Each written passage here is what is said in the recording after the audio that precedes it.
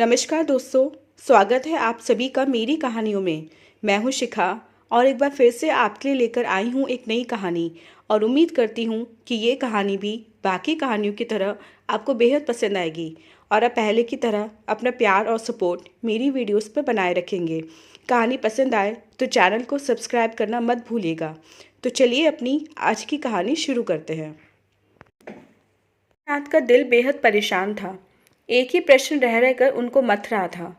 उम्र के इस पड़ाव पर वे दोनों पति पत्नी अकेले किस तरह रहेंगे? कौन भागदौड़ और सेवा टहल करेगा? फिर ब्याज में मकान किराए की सीमित आय, खर्चे कैसे पूरे होंगे? वृद्धावस्था में बीमारियां भी तो लग जाती हैं। बहू बेटों का साथ छोड़कर शायद उन्होंने ठीक नहीं किया, मगर वह भी क्या करते। तीनों बेटों में से एक भी उन्हें मन से रखना नहीं चाह रहा था। तीनों एक दूसरे पर डाल रहे थे। बात बात पर उन्हें जिल्लत झेलनी पड़ रही थी। उनके लिए वहाँ एक एक पल काटना दूभर हो गया था। जब इसी तरह उपेक्षा से रहना है तो अपने घर जाकर क्यों न रहें, जिसे उन्होंने अपने खून पसीने से बनाया था। भले ही अकेले रहकर तकलीफ़ें उठाएंगे, यह एहसास तो रहेगा कि अपने घर में रह रहे हैं। घर की याद आते ही वे बेचैन हो उठे। बड़ी मुश्किल से 17-18 घंटों का लंबा सफ़र तय हुआ। 27-28 वर्ष पूर्व गृह प्रवेश के समय सुख की जो अनुभूति उन्हें हुई थी, उससे 1000 गुना ज़्यादा इस वक्त हो रही थी। उनका मकान 2 मंजिला था। नीचे की मंजिल में वे स्वयं रहते थे, ऊपर वाला किराए पर उठा दिया था। उनके आने की खटर पटर सुन ऊपर छज्जे में से गुड़िया झांकने लगी। 5 साल की प्यारी सी नन्ही गुड़िया, उनकी किराएदार श्रुति और रंजन की बिटिया। उन्हें देखते ही खुशी से किलक कर वे तालियां पीटने लगी।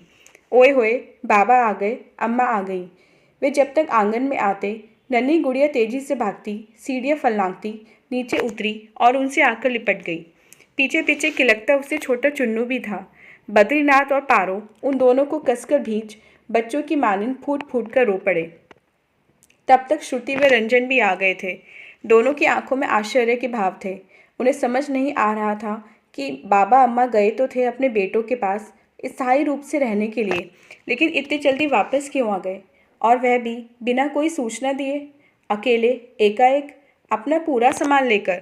मगर बाबा अम्मा जिस तरह गुड़िया चुन्नू को चूमते हुए रो रहे थे, श्रुति और रंजन कुछ न पूछ कर भी सब कुछ ताड़ गए। दोनों उनके समीप आकर बैठ गए और उनके हालचाल पूछने लगे। बद्रीनाथ और पारो का जी हल्का होने के बाद श्रुति और रंजन ने उनका सामान चढ़ाया। कटरी। बद्रीनाथ और पारो का जी हल्का होने के बाद श्रुति और रंजन ने उनका सामान उठाया और ऊपर जीने में चढ़ाने लगे। बद्रीनाथ ने सामान नीचे ही रखने का आग्रह किया, पर श्रुति और रंजन ने स्नेहपूर्वक मना कर दिया। कितने लंबे सफ़र के बाद थक गए होंगे। वैसे भी नीचे रसोई का पूरा सामान नहीं था। वृद्ध दंपत्ति का हृदय भर आया। वे सब ऊपर आ गए। चाय नाश्ता करते हुए वे आपस में बतियाने लगे। सबसे ज़्यादा चहक रहे थे गुड़िया और चुन्नू। दोनों बद्रीनाथ व पारो की गोद में इस तरह उछल कूद रहे थे जैसे अपने सगे दादा दादी की गोद में हूँ। तभी बातों बातों में उनको पता चला कि श्रुति और रंजन ने अपना घर ले लिया है। उधर श्रुति और रंजन अजीब पसोपेश में पड़ गए थे। अपना घर खरीदने की उन्हें खुशी तो थी। यह जानकारी वे अपने वृद्ध मकान मालिक को देना भी चाहते थे, मगर अपनों से ठुकराकर आए इन वृद्धजनों की जो नाजुक मनोस्थिति इस वक्त थी, उसे देखते हुए इस बात को वे 1-2 दिन और छिपाना चाहते थे। उसकी आंखों से बरबस आंसू ढुलक पड़े। पथराई से बैठी अम्मा जी ने जल्दी से अपने मनोभावों को नियंत्रित किया। अम्मा जी अपनी रसोई भी आरंभ करना चाह रही थी, मगर श्रुति ने अधिकारपूर्वक मना कर दिया। रसोई का लगभग सारा सामान बाजार से लाना था।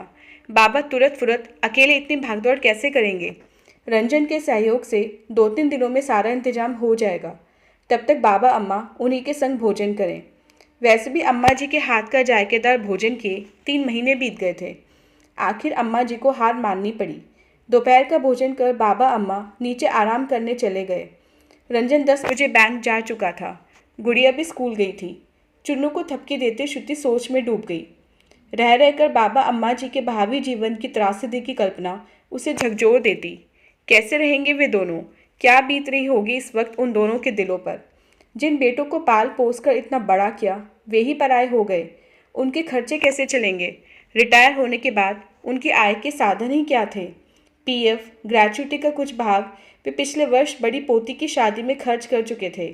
शेष बचा फंड अन्य पोतों पोतियों के नाम कर दिया था। अपने लिए उन्होंने कुछ नहीं बचाया। मुश्किल से 70-80 हज़ार रुपये की एफडी थी बैंक में, और था ये मकान। एफडी के ब्याज और मकान के किराए से कैसे चलेगा उनका खर्च? हमारे जाने के बाद पता नहीं कैसे किराएदार आए। यदि हमारी तरह घर जैसा समझने वाले ना आए, तब बाबा अम्मा की बीमारी में सेवा टहल कौन करेगा? सोच सोच कर श्रुति का कलेजा मुंह को आने लगा। रंजन अपने घर चला गया। वह तो 2-3 माह बाद जाना चाहता था, पर बाबा अम्मा ने समझाया। गृह प्रवेश के बाद घर सूना नहीं छोड़ते। बाबा का घर खाली हो गया। उस पर किराए से देना है कि तख्ती लग गई। पूरे 7-8 वर्षों बाद लगी थी ये तख्ती। बाबा रोज़ अगले किराएदार का इंतज़ार करते। सुबह से शाम हो जाती, पर कई दिन तक एक भी किराएदार नहीं आया। अब उन्हें घबराहट होने लगी। एफडी के ब्याज के बमुश्किल 400 रुपये मिलने वाले थे। यदि कोई किराएदार नहीं आया, तब अगले माह का खर्च कहाँ से निकलेगा? इस किराए की आमदनी का ही तो सहारा था उन्हें। पास की नकदी अब चुकने लगी थी। बचत खाते में भी कोई विशेष रकम नहीं थी, तो क्या अगले माह एफडी तुड़वानी पड़ेगी? नीचे किसी कार के रुकने की आवाज़ आई। आंसू पोंछकर वह फुर्ती से उठे और भागकर गैलरी में आए। शुद्ध, कीर्ति और निखिल कार से उतर रहे थे। बेटी दामाद को देखते ही उनका जी हरा हो गया। उनकी बूढ़ी थकी रगों में जान आ गई। जवानों की सी चपलता से वे दौड़ते हुए नीचे आए। पारो तब तक द्वार खोल चुकी थी। शुद्ध, कीर्ति अंदर आई। माता पिता की दयनीय हालत देख उसका कलेजा मुंह को आ गया। हाय, 3 माह में ही बेचारे कितने बुढ़ा गए हैं। शुद्ध, कीर्ति को अपनी रुलाई रोकना दुश्वार हो गया। उसे तो मालूम ही नहीं था कि बाबा अम्मा यहाँ आ चुके हैं। कल उनसे बात करने के लिए उसने बड़े भैया के घर फ़ोन लगाया था। भाभी से मालूम पड़ा बाबा अम्मा का मन नहीं लग रहा था, तो वापस चले गए। रो रो कर शुद्ध, कीर्ति का बुरा हाल हो गया। कितने आशंकित मन से जी रहे थे वे दोनों। एक ही चिंता खाई जा रही थी, अगली माह एफडी ना तुड़वानी पड़े। शुद्ध, कीर्ति रसोई घर में गई। वहाँ एक सरसरी नज़र डालते ही सब ताड़ गई। पलटकर उसने आंखों आंखों में निखिल को इशारा किया। निखिल भी समझ गया।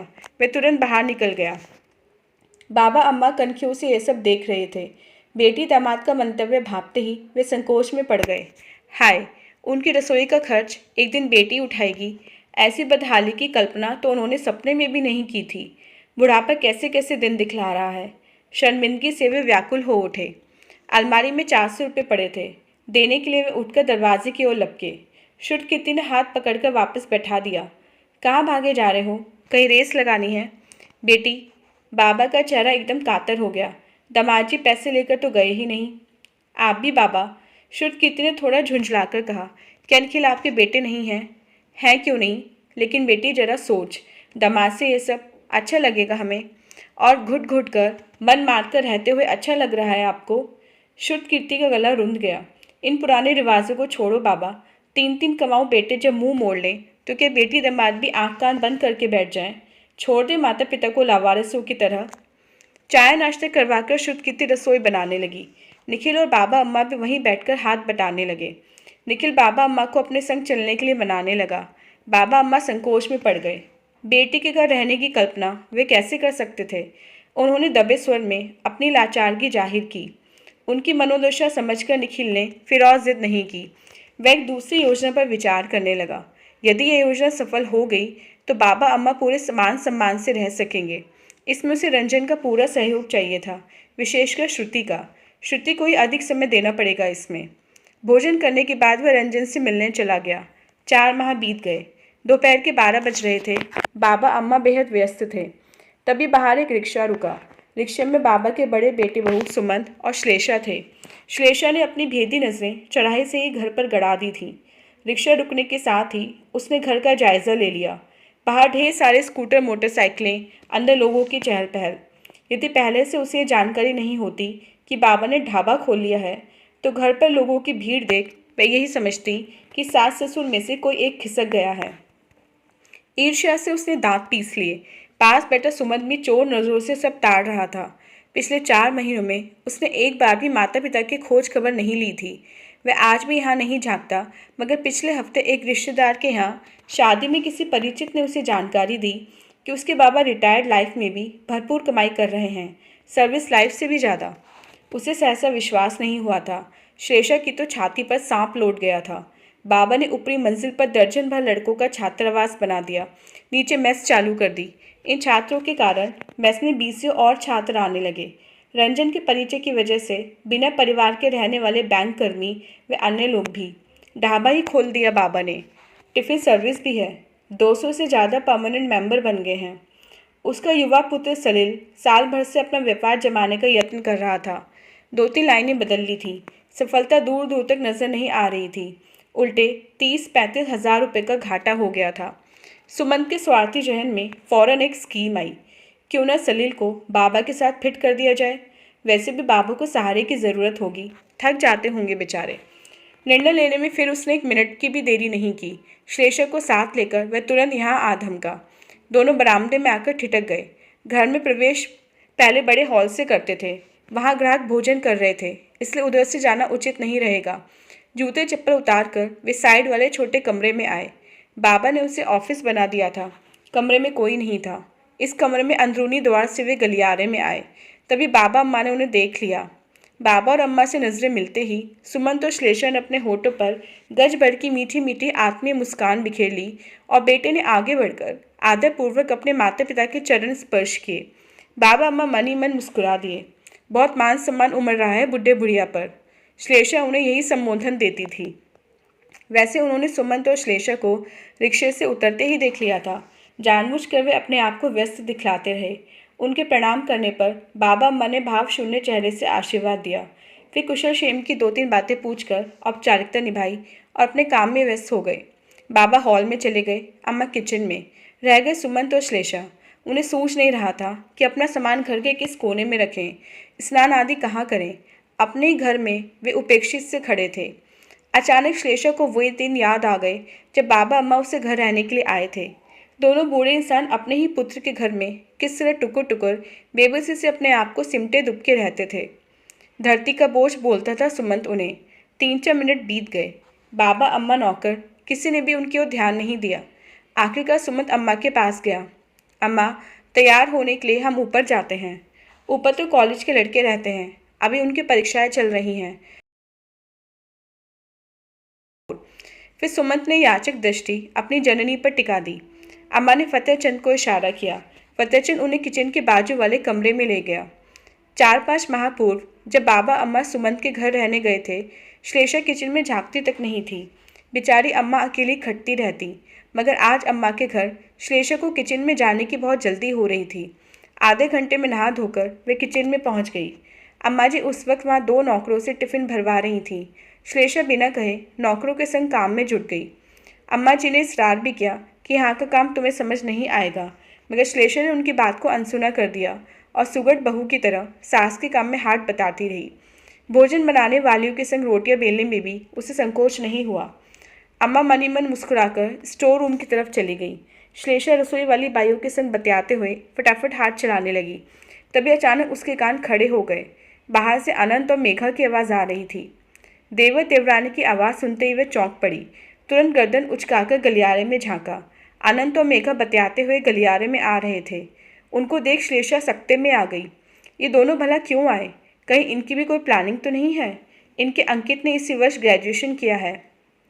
आशंका से श्लेषा की सांस जहाँ की तहाँ थम गई। अनंत और मेघा उसे अपने दुश्मन नंबर 1 नजर आने लगे। इधर रोटी बेल रही गोमती बाई ने बतलाया, दोनों कल शाम को आए थे। अभी कॉलोनी में शर्मा जी से मिलने गए थे। सुनते श्लेषा का तनाव बढ़ गया। कल शाम से आई है मेघनी की बच्ची।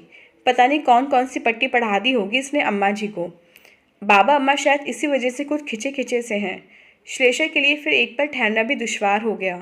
वह देवर देवरानी से मिलने का बहाना बनाकर तुरंत किचन से बाहर आई। उसे यूँ एकाएक प्रकट हुआ देख अनंत और मेघा बुरी तरह सकपका गए।